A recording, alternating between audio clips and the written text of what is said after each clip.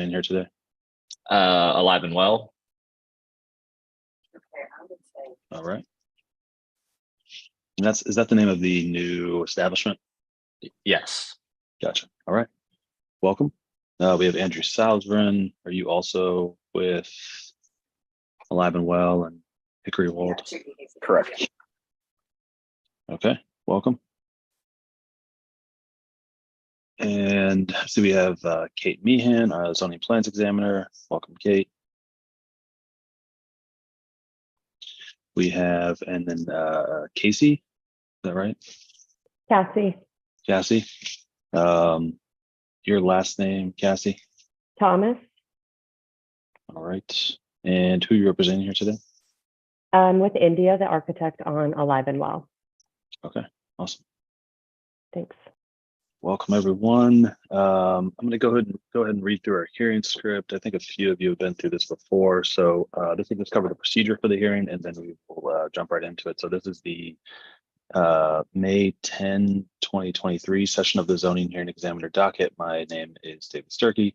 I'm the Zoning Hearing Examiner. Case before us today is case number ZH20230050. The purpose of this hearing is to allow applicants and opposing parties to testify and to offer and refute evidence and testimony. This hearing will follow the rules found in the zoning code and supplemental rules of the Zoning Hearing Examiner. All testimony and evidence that an applicant or any opposing party wishes to offer must be presented at this hearing. Let's see, the hearing will proceed as follows. The applicant and the applicant's attorney or the applicant's agent will first present the applicant's case. If we did have anyone here from the public, they would have an opportunity to speak after the applicant has presented its case. We'll give Kate Meehan an opportunity to provide any testimony in addition to her staff report. In the event that any party testifies or offers argument in opposition to this application, the applicant will have an opportunity to rebut that testimony and or argument that was offered in opposition. And then finally, the applicant will have an opportunity to make any closing statements. For our purposes here today, I'll give the three individuals on behalf of Alive and Well an opportunity to tell me about the project, any background they think is important for me to know, and then of course, why they think I should grant the requested relief. You guys can orient that presentation however you would like. One or all of you can speak. It's really completely up to you. However you think it's best to just communicate that information to me. I'll then go to Ms. Meehan, who will provide any testimony in addition to her staff report. I'll have some questions along the way. After all presentations have been made, I'll close the hearing. Decisions may be expected within 2 weeks. I may limit or exclude any testimony that I deem irrelevant or outside the scope of the application being considered. I may interrupt any speaker to ask questions or to make any comments. In the event of any technical difficulties with the Zoom technology, I'll do my best to troubleshoot those on the fly. But to the extent there's some defect in the tech that prevents us from me fully going forward with this hearing, I may continue or postpone the hearing at my discretion. Okay. Last thing to do is just swear in all of our witnesses. So if you intend on providing any testimony here today, making any comments, really doing anything other than just strictly observing, then the zoning code requires that I swear you in. So if that's you, if you could take yourself off of mute, I need everyone to answer out loud and to raise their right hand. Do you solemnly swear the testimony you shall give will be the truth, the whole truth, and nothing but the truth?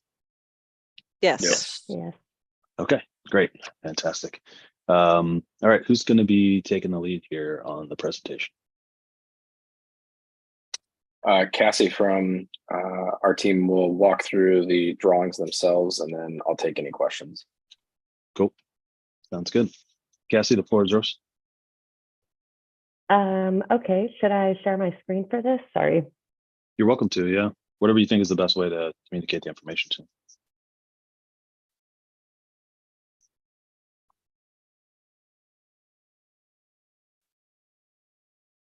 Okay, can you see my screen? I can, yeah. So we are proposing to add a parklet at Alive and Well. The address is, the project address is 3410 Telford Street. Square footage is less than 50% of the interior. As you can see, sorry to jump around. Here's the site plan, restaurant, with, the sidewalk with the park lot in the street. You can zoom in on the overall dimensions, 8 feet by 54. We have received our application and are aware of requirements around any noise after 10 p.m. and are here for approval, knowing that we are less than 100 square feet in a residential area. That's the general overview. Any questions, any specific questions that I can help field? I think a couple additional comments from my end too, just for reference. While this is outside of the downtown proper urban core, and this is in Clifton, we've consulted with both HGC and 3CDC on the dozens of parklet projects that they've done downtown, and we're proposing an identical materiality that was used in all the previous parklets to conform with all the Department of Transportation Engineering's requirements. Separately, the current parking spaces with which this parklet would exist are currently marked as valet and loading zone only. So in theory, we're not removing any active residential parking spots from the neighborhood. We're just repurposing them from what the previous use case of the site was when it was a fine dining white tablecloth restaurant, and they ran valet in and out of the front of the establishment, which we've already put in that request with DOTE to have that signage switched over upon approval from this hearing and whatnot. And then lastly, we've met on site with the subcontractors from HGC Construction to just consider the actual grade and elevations of the actual site, and also requested that in their bid that they include one of the new concrete bollards that they're putting around town, around these parklets, to anchor the bottom right corner of the proposed parklet for an additional safety buffer for oncoming traffic. This is a one-way street, so as people come down the street from right to left, we'd like to include one more piece of safety infrastructure there, just seeing that has become commonplace and helpful. So. Okay. Thanks, Mr. Salzman. So could you real quick, just for the record, tell me a little bit more about the proposed use? Is this going to be a restaurant or restaurant bar? Yep. So this right now is proposed as a cocktail and wine bar. We will be serving a light fare menu of about 5 to 7 items of mainly prepackaged goods, but we are reserving the right to add a restaurant function down the road as the building has been proportioned accordingly. But we're choosing not to elect it to be a restaurant at the moment. Gotcha. Okay. And let's see. So what is the capacity, or the proposed capacity or anticipated capacity of the outdoor area? Like how many patrons? Looks like there's 6 tables in that drawing that Cassie has up. Yeah, we're showing 47 in the drawing. Yeah, thank you. Okay. And so, let's see. I think with these types of reviews, the main concern that I typically hear is just to minimize adverse impacts. That's primarily sound. I know that you guys have addressed this in some of your other properties. Are you taking any steps to try to mitigate any adverse impacts on the surrounding residential neighborhood? Yeah, so this will be our 6th outdoor parklet project for our various other bars and restaurants that we own. And this one specifically, we're not including any fixed wired external speakers or audio outside for this, to comply with the noise ordinance, but also just to be preemptive and not even invite it. Gotcha. Okay. And it looks like you're proposing just the hours that are in the code. What are the anticipated hours of operation? Well, for the if they are different in the indoor and the outdoor, you could mention that too. But what are the proposed hours for the establishment? Yeah, so for the outdoor space, we're proposing till I believe 11 o'clock, which is noise ordinance. And then indoor, we're proposing for our liquor license approval to be up until 2 a.m. Thursday, Friday, Saturday. Doubt that we will be up until 2 a.m., but we'd like the opportunity to stay open late given the spirits establishment that it is. Sure. And have you communicated with the community council at all on this project, or let them know about the proposal? We have not directly. However, this was, to my knowledge, discussed with Clifton Town meeting about 2 weeks ago because they got the notice for this hearing. So it was discussed during that meeting itself. Gotcha. Okay. That's all the questions I have now. Anything else anyone would like to say on behalf of Alive and Well before I turn it over to Kate? That's Okay. everything on our end. Thanks. Ms. Meehan?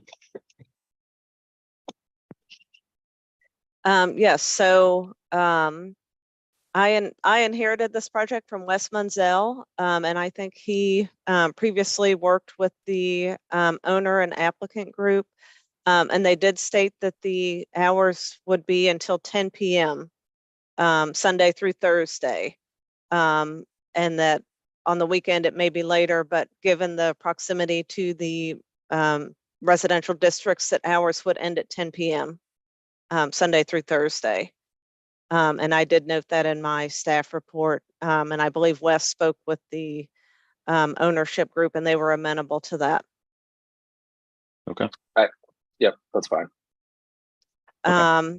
And then just something else I would note, I did receive a couple of phone calls last week from adjacent property owners who had a concern about the loss of parking. However, Mr. Salzbrun, further explained those were previously valet and loading spots. So I did talk with a couple of people last week, but they obviously are not on the hearing today, so their concerns may have been allayed. I did send them the staff report for their review, and they did not have any additional comments after that. So, but I just wanted to note that there was a concern about, the loss of some parking, but it doesn't sound like it is residential parking, that it was designated for the valet and loading. Okay. Got it. And I just also to comment, DOTE will ultimately determine, if it's okay to lose those parking spaces for the outdoor dining. That's actually not part of our zoning review, but DOTE will make that determination. Sure. Okay. Does Kate, do you know, or does anyone else on the call know whether the previous restaurant that was in this space had any outdoor area? They did have sidewalk-based cafe tables and a retractable awning that have since been removed from the site, but they did not span out into the actual street. Gotcha. Okay. But they did have tables on the outside for service. Okay. All right. Anything else from anyone from Alive and Well, either in response to Ms. Meehan's comments or in closing or otherwise before we adjourn here today? No, we're amenable to the 10 p.m. outside if that's what's requested. That's fine with us, and appreciate the time to listen to the concerns of the residents nearby. We obviously want to be good neighbors in any community that we plant a flag in. So we look forward to that, and think that the just the change in use of those parking spots is not going to be something that's going to functionally shift the dynamic in the neighborhood or anything like that.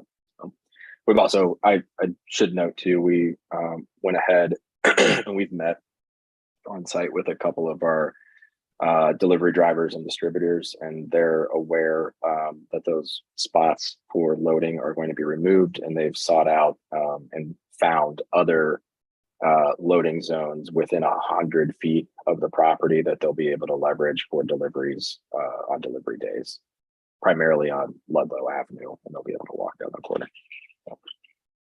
Okay. All right.